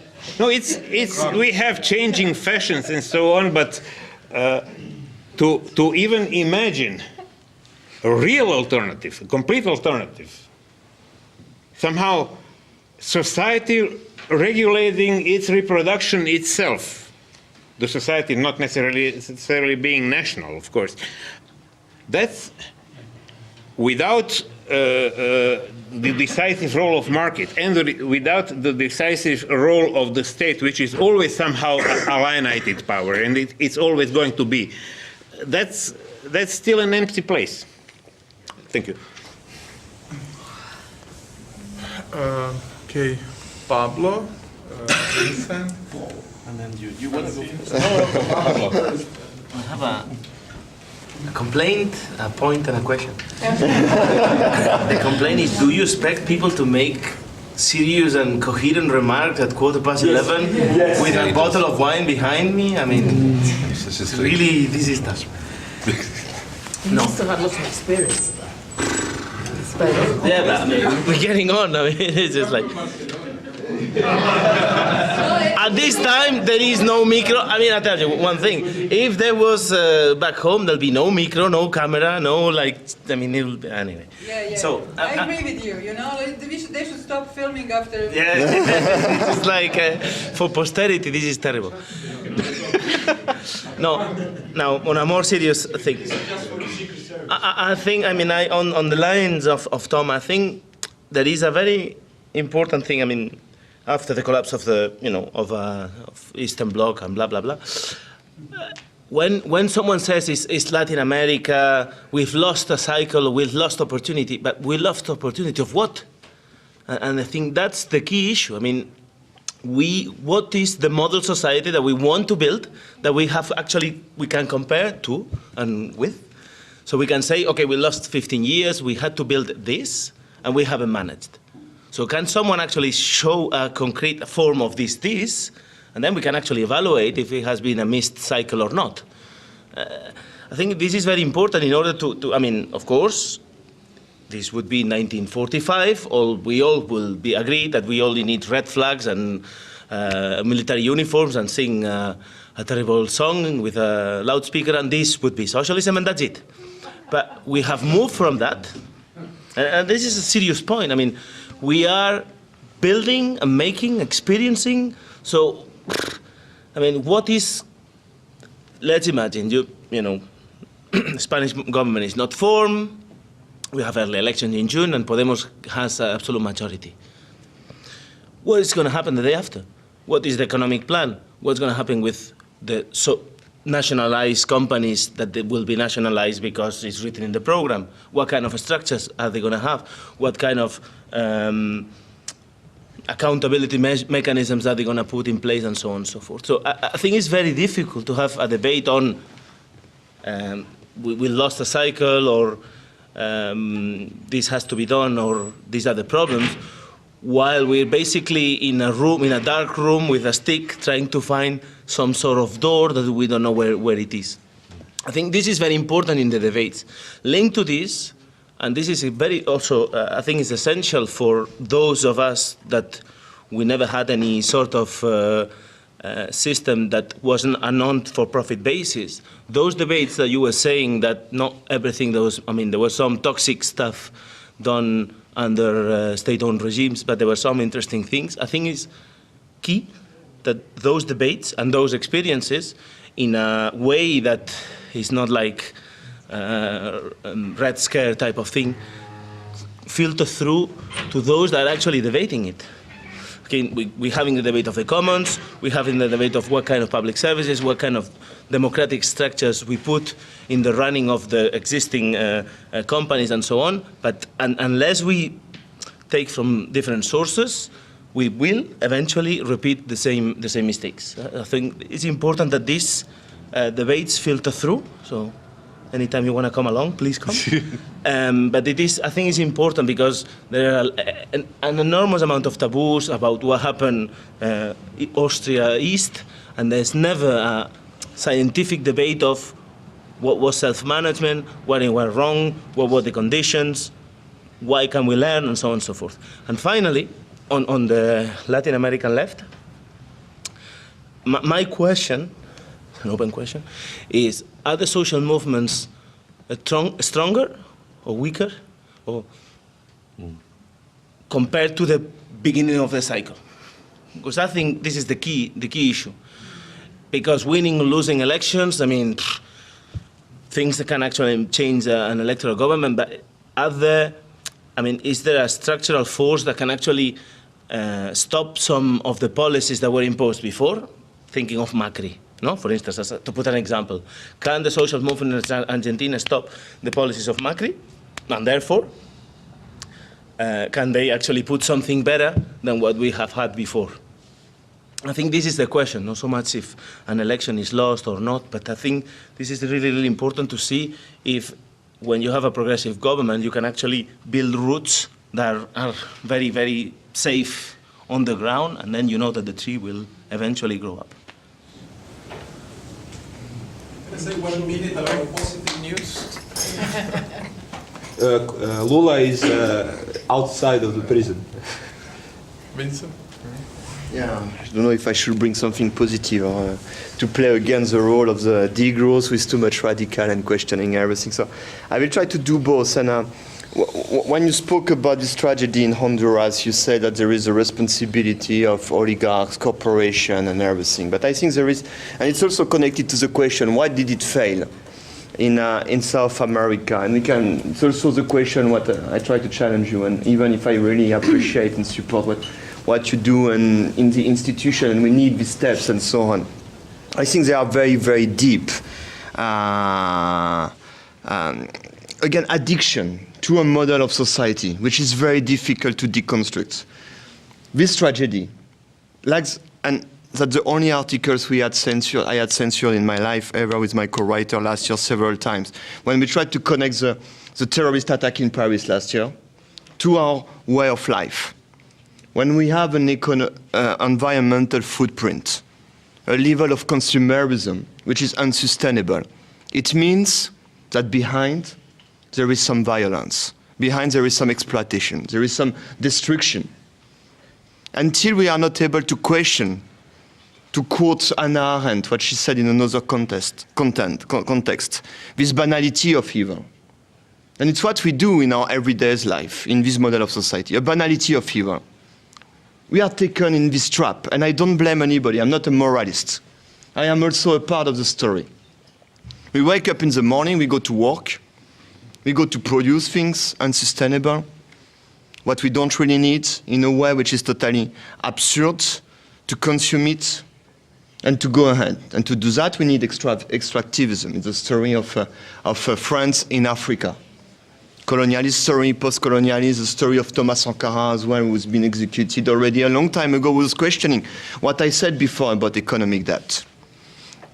The story of all progressive movement, till we have this imaginary that happiness, that progress should be on this linear track of consuming always more, of comfort, of a very sophisticated, complex, economic, institutional, democratic type of model of society which requires always more energy, requires always more goods, resources, and everything. I think we should definitely question that. So that's very terrific challenges what we have to face. Like last example about it, city like Paris, 10 million people, 4 days of food autonomy, a complexity of organization bringing food, a lot of energy behind and so on. We are able to organize it with a lot of energy, with a lot of hundreds of thousands of people working on that. We are unable to think how to deconstruct that. And that's a bit where we are. And it's quite likely that this transition will be tough. Transition will be tough. But positive points. I have the chance, there was somebody during dinner who asked me that I look like quite happy when I speak about degrowth or this type of things. I have a chance to be involved in the last years in collectives. When we start to live without money, or very low money, I don't have a healthcare. I should have a healthcare, but I'm a good, beautiful loser. It's an expression we invented in our collective, this type of beautiful loser.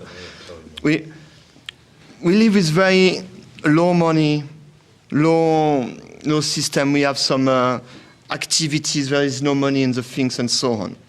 But I am not living in misery. I would say like I go to a type of poverty. And it's a very important difference between both. I am not living in misery because I have social networks. I have a lot of benefits, a lot of things going from all the people I'm connected with, I deal with. I do a lot of things. I get the food. I get the transport. Here I am today to speak with you. I got some transport to travel, to meet people in a wonderful hotel and stuff like that. And I don't need a salary to do that because I have the connections without high level of money. So we start to experiment, to invent, and I think a lot of solutions are under construction, are experimented in our societies, in the Western world, in South America as well. And it was a very important question what you said.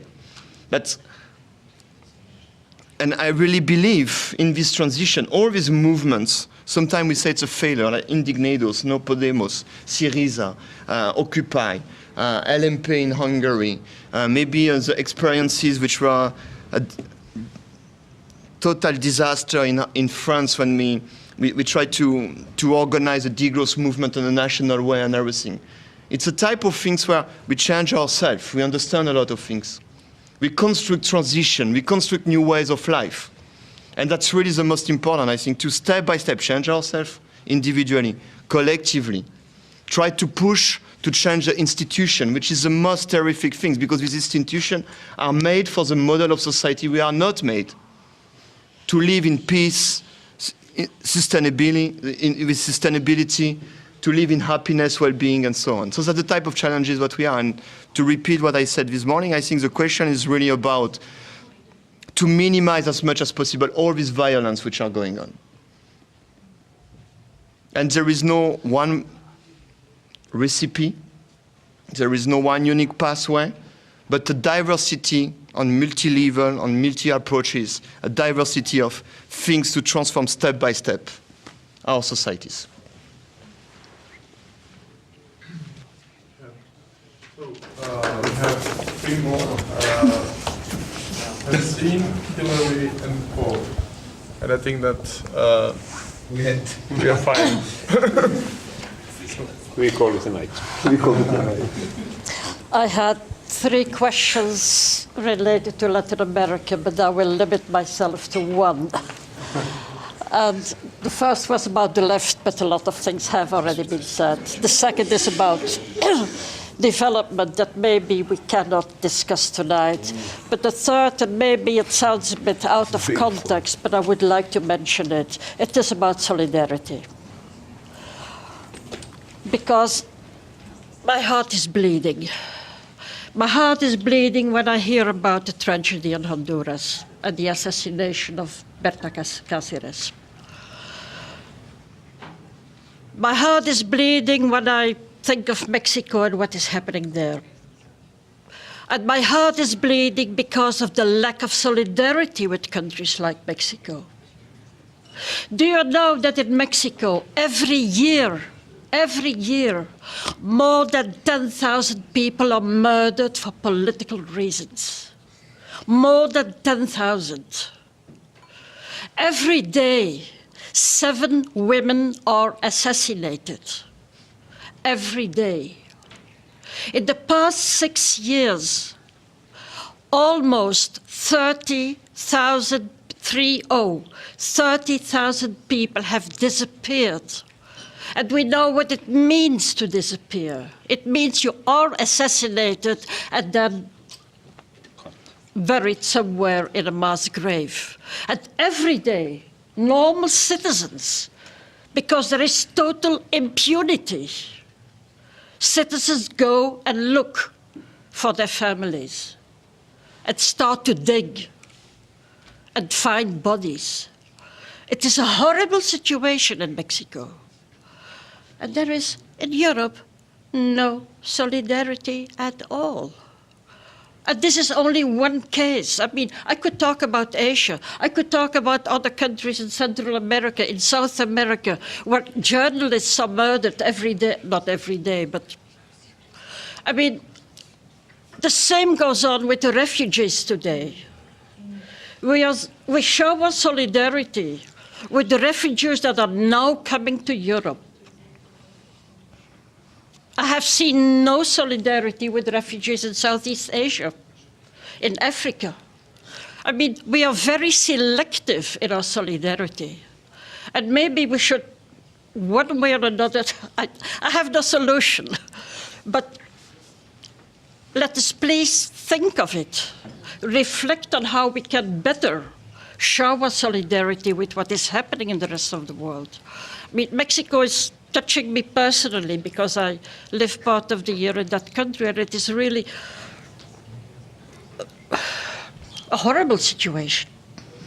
And there is a very rich intellectual life, a very rich cultural life.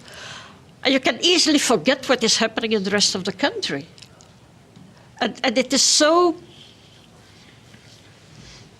unbelievable, in fact. And also what is happening in Asia, what is happening in Africa, we rarely talk about it. And I think we should find a mechanism, or we should find a way to just to show that we are aware of what is happening in the rest of the world. And not only show this solidarity with refugees because now they come to us, because that's what is happening. They're now in our countries, and all of a sudden, okay, it's very good, it's very positive, we had volunteers, people do a lot of things. We never do anything for refugees in Africa or in Southeast Asia. And there is a problem, I think. And I would very much, I know we cannot discuss it, but I would very much like us to think of it and reflect on it and find solutions. Thank you.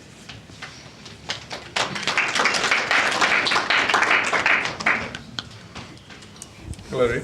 Yeah, well, I can't answer that, Francine, except to say that certainly I'll talk to you after about what we can do in Red Pepper about Mexico, I mean, writing about it. But, so I was just trying to link what Mislav was saying, which I think is really, really important, with what Danielle and everybody else was saying. Because I think maybe I don't know whether we can agree on anything, but I think we can agree that a major problem, both in explaining some of the failures in Latin America, I mean, the only one I know really about is Brazil. But I mean, for me, there's a lot of similarities between the failure of the PT and the failure of Syriza. And the one that perhaps strikes me as most important is the absence of an alternative economic model. I mean, not just a model, but a practice. So, and in a way, worse than that, because in both cases there were elements of an alternative that the parties didn't build on. And in a way, that also raises questions about the role of the party. And I suppose, so my conclusion on that is that we've got to think about the party not simply in terms of representation. You know, our models of parties is very much to do with political representation of people that share a common program. Whereas I think the lesson from Brazil and Syriza is a party has to be about actually nurturing and supporting and helping to frame and coordinate a new economic model. So the PT, could have maybe done a lot more to develop and support for the MST, that was developing a whole alternative around land. Syriza could have done a lot more to develop the sort of economic models developing in the solidarity economy. And both could have done a lot more to think in the way that the party has done in Uruguay about alternative ways of administering the state. Which is in a way answering Pablo, the importance, and Uruguay is one of the good news stories that Danielle would talk about, but in a way there are good practices to be learnt from. So in Uruguay there's really important practice that Podemos could be learning from for thinking about how to run public industries, public enterprises. But I think that Mislav, in a way, has provided us with at least the stimuli, if not the tools, for beginning to think about this alternative economic model. And I think maybe this has got to be a key part of the collaboration between our institutes. A key component of almost like a foundation of new politics has got to be a new economic model with as fundamental a kind of re-look at economics as the neoliberals took. And without going on at length, maybe tomorrow morning we can, on the walk, I think that just as Hayek went back to theories of knowledge, that's exactly what we've got to do. And it's kind of, there's a lot there, both in Ostrom and in the practice of the movements. I won't explain my thinking there, but I've done some kind of thinking about how we answer Hayek. And I think we can, because we've developed in practice a different understanding of practical knowledge, how to share it, how to socialize it, which means a different notion of the possibilities of intentionality and collectivity that are not reified like the old sort of state model, but are based on actual relationships between knowing agents. And I think if we can build on your work to develop the basis of a different kind of economic model, that then, in a way we can then think about not necessarily scale, it's really about coordination, because, I think the new technology does make possible this sort of distributed forms of production. So what we call micro or small, local, actually, is simply another way of describing distributed, which in a sense now is capital is in a way trying to reconstruct the corporation to be more distributed. So we shouldn't be defensive or kind of ashamed that actually all our experiences and models and examples are, like the guy who's sitting here, are small scale. Where I live in Hackney, exactly the kinds of alternatives being developed, a kind of almost movement of people organising food production and cafes and things based on recycling food and, sort of whole movement of environmentally sustainable micro alternatives that could become, actual economic systems.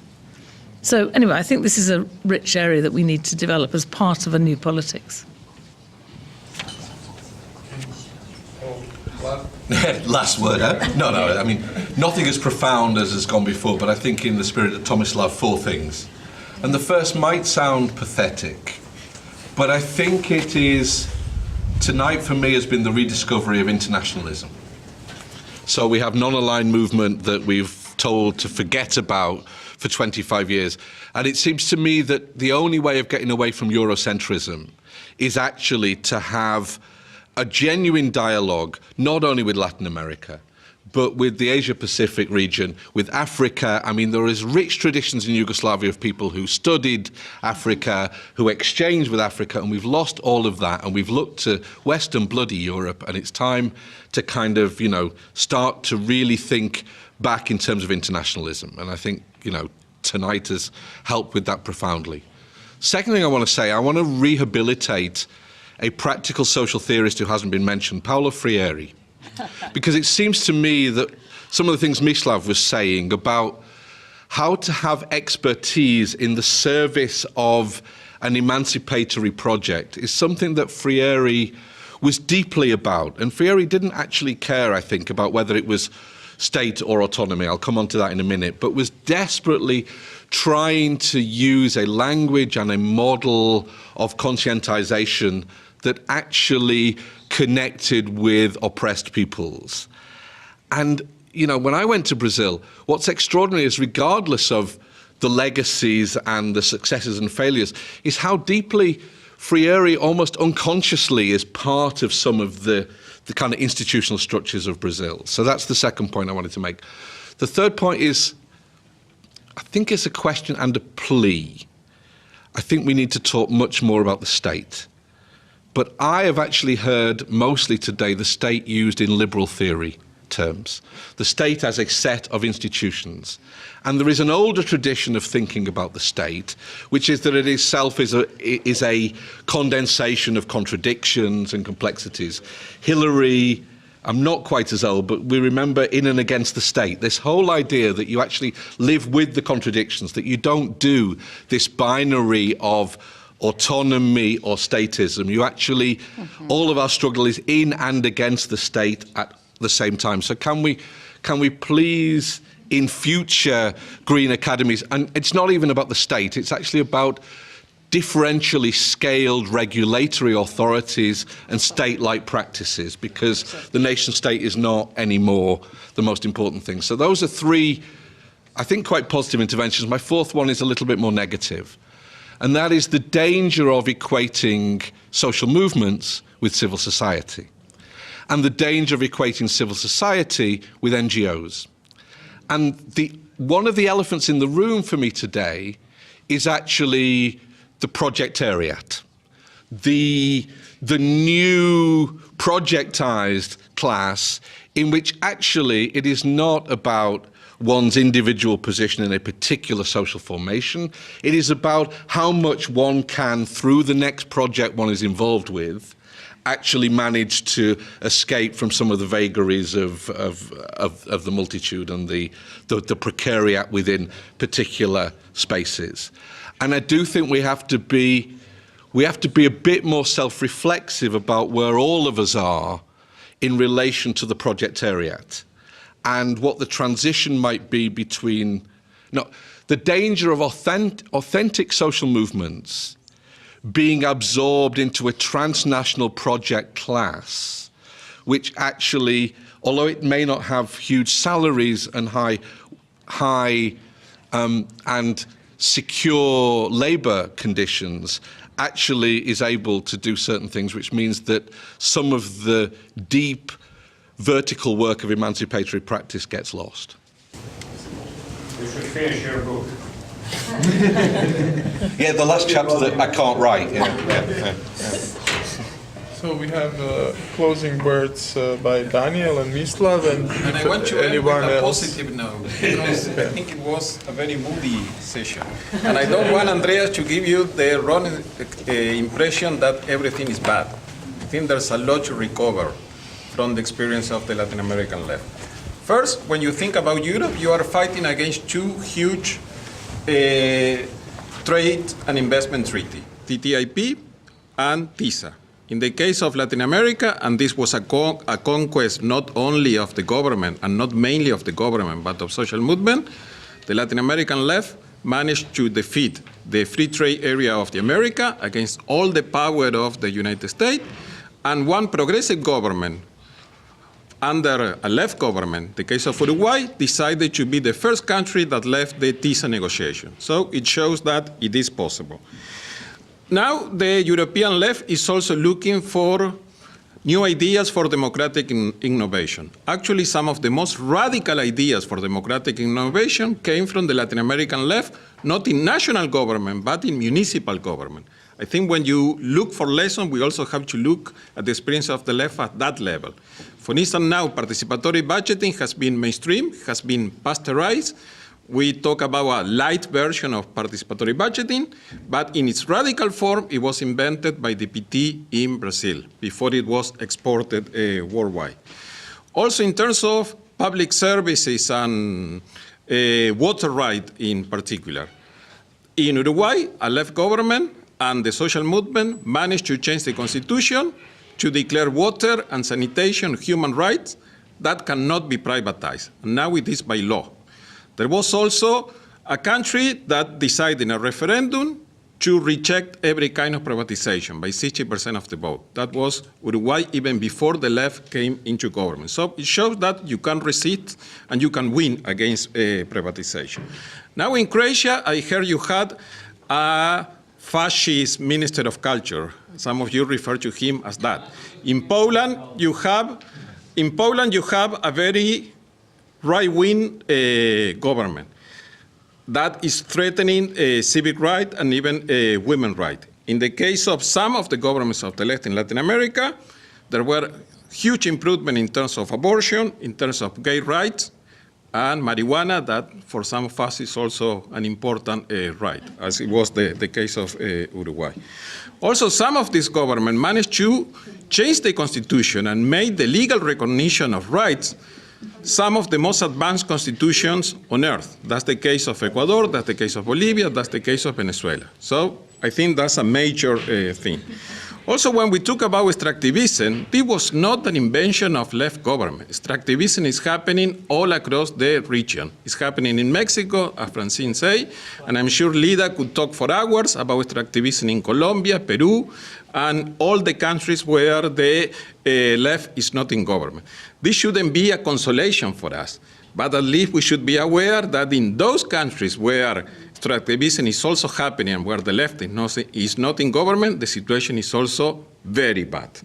Also in terms of renewable energy, because we are talking about the green left, there is a country governed by the left, Uruguay, where almost 100% of renewable in just 10 years, 100% of the electricity metrics and more than 50% of the whole energy metrics now is based on renewable, especially through huge investment in non-conventional renewable sources.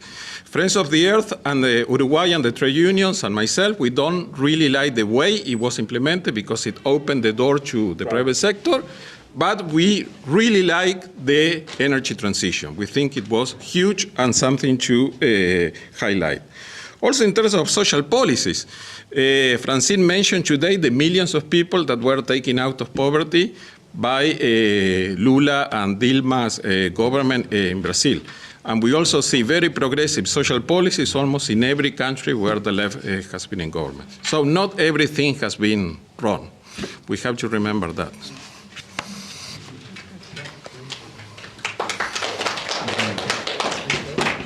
Just a couple of small or short points, because we all want to go to sleep. No, I'm joking.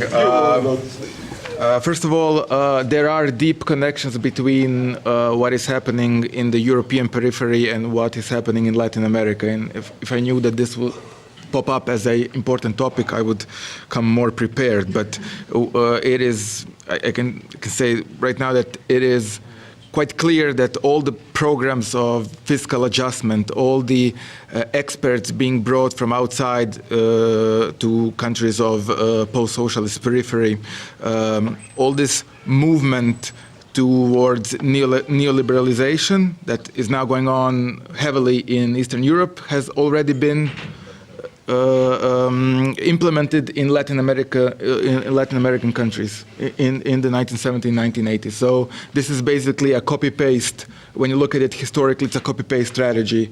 And the center-periphery dynamic that was quite clearly present in Latin America is present in European periphery today. So quite clearly, many connections are here that can be further investigated. That's first point. Second, when Daniela and myself, when we wrote this paper, we were very much aware of the problem of the state. And this is why we were kind of reluctant to even use or rely on the term, and we rather chose Foucauldian notion of governmentality. Yeah, so state is it's not this it's not a single monolithic entity. It is rather, or it can be in various historical sequences, it can be very, very contradictory, because state is government, but state is also national bank, state is various agencies, and so on and so forth. So many aspects, many layers of the state. Having said that, I have to also add that the problem with, I don't know who brought this up, but the problem with state-market dichotomy is not that we should have more market or less market and more state and so on. The problem with this dichotomy is that it makes us blind to the fact that markets are organized by the state. There are no markets without state support, without state organization, and this goes for commodity markets, but also for financial markets.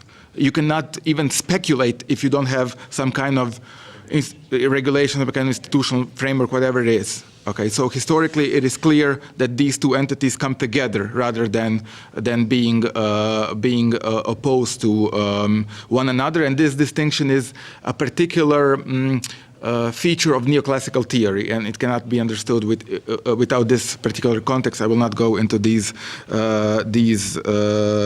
details. So to bring the story back to your question, Tomislav,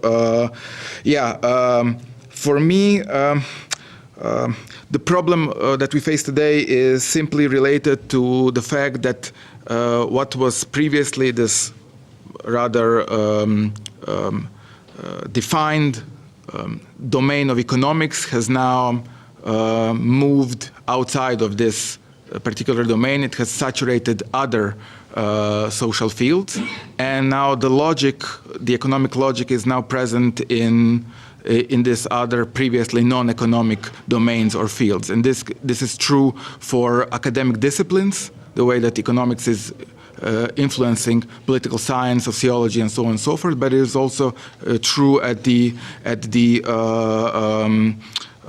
level of society in general. Okay, and so that is the problem for left governments when they come into power, and when we look at short-run movements.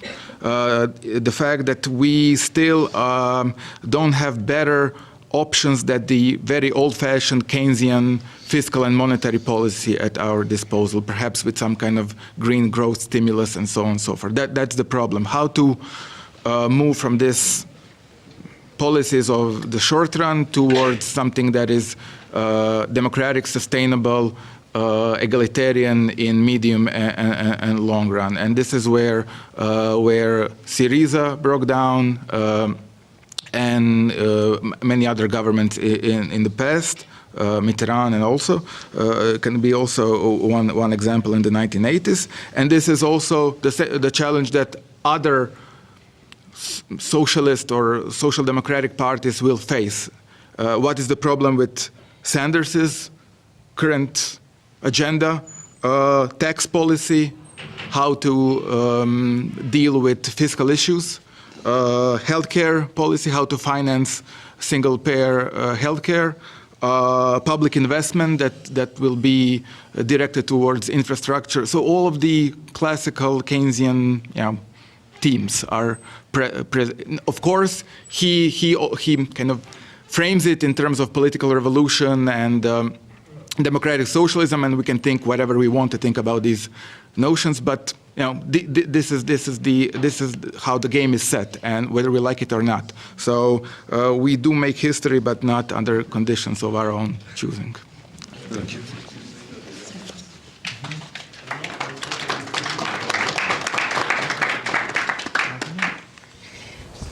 I promise to Vedran to just say 3 sentences because he wants to finish. This is not first sentence, this is 0 sentence. So the first sentence is, no more panels after 10 p.m. please, because I think we are so, it was so heavy day and we are getting so depressed, and I don't want us finish in that mood. So my second, that's first sentence. First statement. Second statement. No, sorry. The second, this is not party, not for me, my experience. This is not sentence. So second statement, maybe I should say that. We are fighting such a powerful enemy in a way, that even when we don't lose, we win. So that's what I say very often to my folks in France, that like when we get depressed, how actually little, we have victories, but sometimes we are disappointed there are too small victories. Even small victories are very important for us because the power balance is so disbalanced. And the third is, so that's, yes, we are fetching utopia, but fetching utopia is always much better than having dystopian future. We need an economic system that is not based on exploitation, that is going to sustain life, a herd ecosystem, and that is going to promote social accumulation instead of capital accumulation. And I think what we are already doing is to map what we can do, what criteria such systems should have on all levels, local, national, international, and bring it into positive narrative that we can actually go and tell people and inspire them to build a mass movement. That's it. MUSPOC. Non-alignment movement. Yeah, thank you. It's I'll try to make it two things. One on the point on where are movements now. I think it's difficult, and there are. Yeah, you didn't answer. There are many positive things, and I was telling today to Daniel, like, I see things to have hope, and it's really late, so I won't go deeper into that. But there is an accumulated of movements coming together. Trade unions, students, environmentalists. That's why I was saying we don't see left and green as different things. And that experience is still there. Last November, when there were the 10 years anniversary of the defeat of the FTAA, the Free Trade Area of the Americas, movements came together and they decided to call for a hemispheric day against the free trade agreements, the transnational corporations, and for rights on 4th and 5th of November. And the idea is to have all this year a process to build that in each country. So I think that is just one sign that movements are still together and in struggle. And then in terms of the local, global, and how do we build from the local, well, the case of Berta is just one case that shows how the resistances are happening at local level. But that is happening everywhere. As Daniel said, I can speak for hours about extractivism in Colombia, in Peru, but also in Bolivia and Ecuador. It's happening everywhere that the resistances are going on at the local level, but also the alternatives. And I think that the idea of having a kind of poverty way of life, they don't have a choice. And they have a different way of life. They don't choose to live without a lot of things. They have to do that. And in that way, but by that resistances, they are also building the alternatives. They are also saying this is a way of living out of capitalism and resisting to capitalism. So I think it's really difficult to say we need to degrowth in Latin America. It's something else, but also the idea of growth and the idea of development is being contested by the own experiences of people who are resisting and creating other ways of living. In Colombia, they talk about life plans, planes de vida. And in Bolivia, it's about buen vivir, living well. So there are many other ways of living outside of the capitalist way, in harmony between society and nature, with a lot of complications. But that is in the process. And the last thing, that is happening at local level, but it's part of a global system. And I think when we talk about solidarity, and that was something that we were saying during the campaigns against the free trade agreement, European Union and Latin America, solidarity doesn't mean that the European Union has to go and help. There is a co-responsibility and a co-resistance.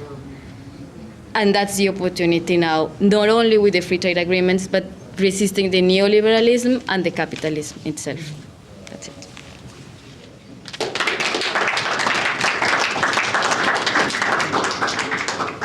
Okay, believe it or not, we are closing here. It's almost midnight. It's almost a new day, yeah. Yeah. No. Just to summarize, Vedran. Summarize. No, he cannot summarize. Another announcement is that tomorrow at 9:30 we can collect and go for a walk to have a tour through Plitvice Lakes National Park. And we will also want to make a joint photo also to show solidarity and compassion and empathy with case of Berta, to have a kind of support and we will tweet support it banner. because we still have one activist that we have to take care of his safety. He has to travel safely to Mexico, So 9:30 in the lobby we can depart together.